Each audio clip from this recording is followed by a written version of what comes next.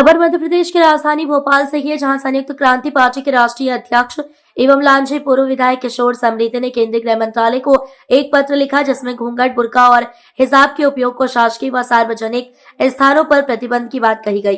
किशोर समरीते ने घूंघट, बुर्का और हिजाब पर प्रतिबंध की मांग को लेकर केंद्रीय गृह मंत्रालय को लिखा पत्र। नई दिल्ली में संयुक्त क्रांति पार्टी के राष्ट्रीय अध्यक्ष एवं लांझी के पूर्व विधायक किशोर समरीते ने केंद्रीय गृह मंत्रालय को एक पत्र लिखकर शासकीय एवं सार्वजनिक स्थानों पर घूंघट, बुर्का और हिजाब जैसे चेहरे को ढकने वाले परिधानों पर प्रतिबंध लगाने की मांग की है। अपने पत्र में उन्होंने इसे सुरक्षा, पहचान और सामाजिक समानता से जुड़ा गंभीर विषय बताया है। किशोर समरीते ने पत्र में उल्लेख किया गया कि सार्वजनिक स्थानों, शासकीय कार्यालयों, शिक्षण संस्थानों, न्यायालयों, अस्पतालों और परिवहन सेवाओं में चेहरा ढका होना सुरक्षा व्यवस्था के लिए चुनौती बनता जा रहा है। उन्होंने कहा कि वर्तमान समय में जब देश आंतरिक व बाहरी सुरक्षा खतरों से जूझ रहा है, तब पहचान छुपाने वाले परिधानों पर नियंत्रण आवश्यक हो गया है।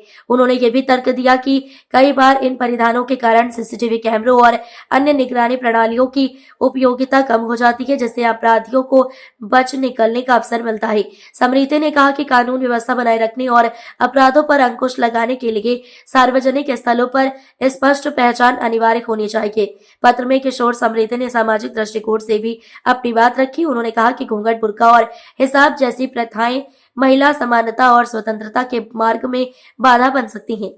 हालांकि उन्होंने ये भी स्पष्ट किया कि उनका उद्देश्य किसी विशेष धर्म या समुदाय को निशाना बनाना नहीं है, बल्कि ये मांग राष्ट्रीय सुरक्षा, सार्वजनिक व्यवस्था और समान नागरिक नियमों के तहत की गई है। उन्होंने गृह मंत्रालय से अपील की कि इस विषय पर गंभीरता से विचार कर राष्ट्रव्यापी स्पष्ट दिशा निर्देश जारी किए जाए। किशोर समरीते के इस पत्र के बाद राजनीतिक और सामाजिक हलकों में बहस तेज होने की संभावना जताई जा रही है। ज्ञापन एवं खबरों के लिए संपर्क करें ललित माहेश्वरी, जर्नलिस्ट 9993659779 पर। देखिए, मैंने केंद्रीय गृह मंत्रालय को एक पत्र लिखा हूँ। उसमें मैंने कहा कि बुर्का, हिजाब और घूंघट, ये तीनों चीज़ें लेके आपको किसी भी सरकारी कार्यक्रम में नहीं जाना है, खासतौर पर महिलाओं को। इसलिए मैंने इस पत्र को लिखा कि जो मुस्लिम लॉ है उसमें कहीं नहीं लिखा हुआ है, कोई ड्रेस कोड नहीं है मुस्लिम महिलाओं का कि वो हिजाब लगाना ज़रूरी है या बुर्का पहनना ज़रूरी है। ऐसा कोई ड्रेस कोड नहीं। वैसा हिंदू कोड बिल में हिंदू महिलाओं के लिए कहीं बाध्यता नहीं है कि वो घूंघट पहनेगी या घूंघट पहन के कहीं जाएगी, है ना। ये सामाजिक बाध्यता है। या अपने घर में मुस्लिम महिला अपने बड़ों के सामने, ससुर हैं या कोई उनके जेठ हैं, उनके सामने वो पर्दा करें और हिजाब लगाएं, हम बुर्के में रहें। वैसे हमारे यहाँ हिंदू कोड बिल में चूँकि कोई ड्रेस कोड नहीं है, लेकिन पारिवारिक और सामाजिक व्यवस्था में है कि जो हमारी उनके जो बड़े हैं, बुजुर्ग हैं, जेठ हैं, उनके सामने महिलाएं घूंघट मतलब उनका सम्मान करें। लेकिन ये दोनों चीज़ें सरकारी कार्यक्रमों में बहुत डेंजरस है। इसलिए डेंजरस है कि वहाँ पे सुरक्षा के अपने मायने हैं। आप राज्य के सचिवालय में जाना है, प्रधानमंत्री में कार्यालय में जाना है या किसी भी IPS की रैली में जाना है, कोई मुस्लिम महिला यदि बुर्का लगा के चली जाए, तो हिजाब लगा के चले, तो आइडेंटिफिकेशन क्या होगा? चलो आधार कार्ड है, दूसरी और चीज़ें हैं, लेकिन फिर भी तो फेस आपको दिखाना पड़ेगा।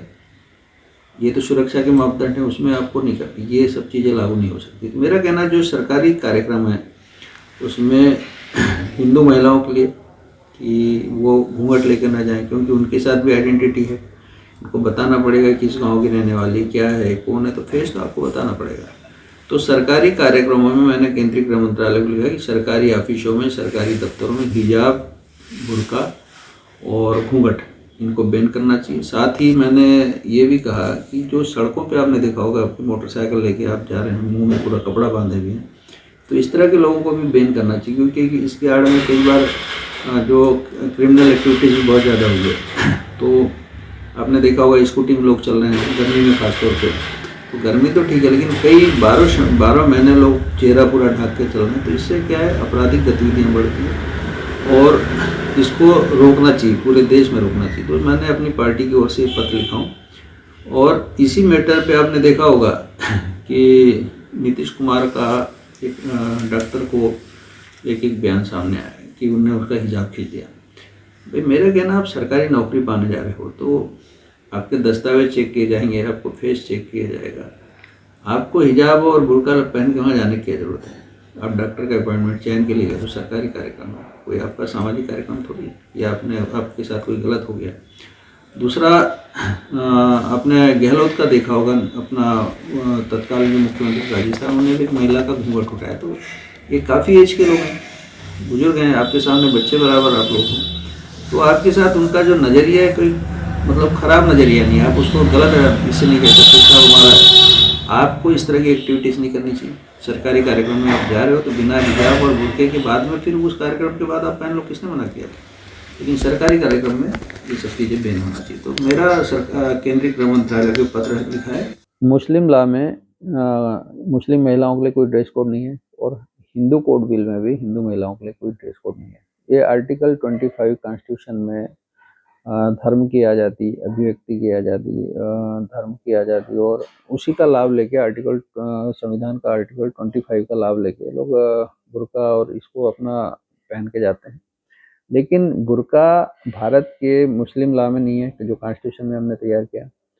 दूसरा है, शरिया कानून का पार्ट है, जो भारत में चल नहीं सकता है। हिंदू कोड बिल में हमारा कहीं नहीं लिखा है कि आप घूंघट पहनोगे, ये करोगे, तो हमारे यहाँ परिधान की आज़ादी है।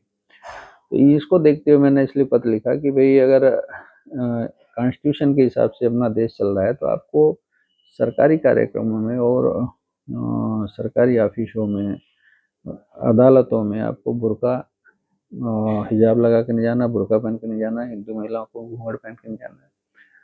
तो जिससे क्या है कि हमारे जो सरकारी कार्यक्रम हैं, सरकारी ऑफिसें हैं, ये धर्म की उससे बची रहेगी। और जो हमारे धार्मिक लोग हैं, जिनको ये बुरा लगता है, उनको पहले ये सब चीज़ों को पढ़ना चाहिए, देखना चाहिए कि कानून में है या नहीं।